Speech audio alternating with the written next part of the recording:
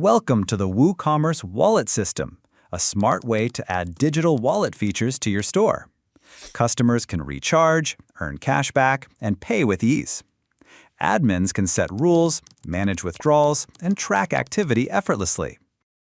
Apart from this, I would like to mention that if you need extensions for increasing the sales of your e-commerce store, then you can visit store.webkul.com and explore our number of products for every technology.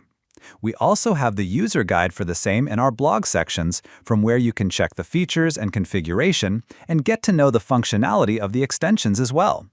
Now, let's move back to our video. Now, let's check how to use the admin panel. First, click on Webkul WooCommerce Add-ons, then go to Settings. Inside the Wallet System section, tap on the Settings tab. Here, you'll find the option for multiple cashback conditions. If this checkbox is enabled, the system will allow multiple cashback rules to be applied at the same time, either based on product-level settings or cart-level settings. Just below that, there's a drop-down labeled Preference in Multiple Cashback. This allows the admin to define the priority and cashback rules for both product and cart levels. If you choose Product, the cashback will be calculated based on individual product rules. Once the preference is set, click on Save Changes to apply the configuration. After that, click on Configure Wallet Gateway. At the top, you'll find the option to enable wallet payment. Once this is checked, users can use their wallet balance during checkout. You can also customize the title, description, and instructions for the wallet payment method. These fields will be visible to customers during the checkout process. There's also an option to accept virtual orders. Next, you can configure wallet limits. The maximum wallet balance defines the highest amount a customer can hold in their wallet. The minimum wallet credit amount sets the least amount a customer can add, while the maximum wallet credit amount determines the highest single top-up allowed. The maximum transfer amount from the wallet defines how much a customer can transfer in a single transaction. Moving forward, you can set the wallet debit type, which can either be fixed or percentage-based. Depending on this selection, you can also configure the maximum wallet debit amount. Lastly, there's a checkbox labeled Apply Discount. You can enable this if you want to allow discounts when customers use wallet payments. Then, if required, you can also enable OTP verification for an extra layer of security. To allow withdrawals, simply tick the checkbox labeled Allow Withdrawal. Next, you'll find the Withdrawal Options section where you can configure how withdrawals should be handled. Finally, there's an Information section where you can add instructions or policies. This text will appear to users on the withdrawal page to help them understand the process and timelines. Once all changes are made, click on Save Changes to apply your settings. Now, let's add a cashback rule. First, there's a drop-down labeled Cashback For, where you can choose whether the cashback should be applied when the user recharges their wallet or purchases a product. Next, select the cashback type, either fixed or percentage. After that, enter the cashback amount. Then, set the cart total from and to fields. These define the range within which the cashback will be applied. For example, if the cart value falls between $500 and $1,000 and the condition is met, the cashback will be granted. Finally, select the status, either Publish or Draft, and click the Save button to activate the rule. Now, let's take a look at the customer wallet. This table displays an overview of each customer's wallet-related data, including their ID, username, email, location, number of orders, wallet balance, and last order details. Next, click on the Manual Transaction button. Here, the admin can perform operations manually using the interface.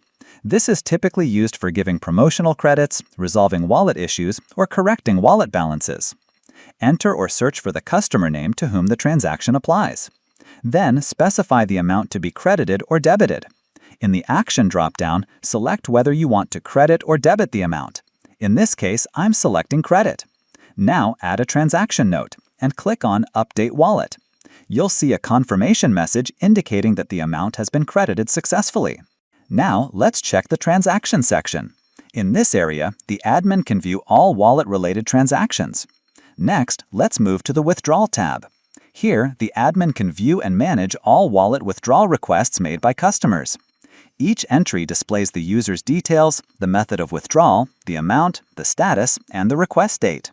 Now, let's take a look from the customer's end. Click on the My Wallet button.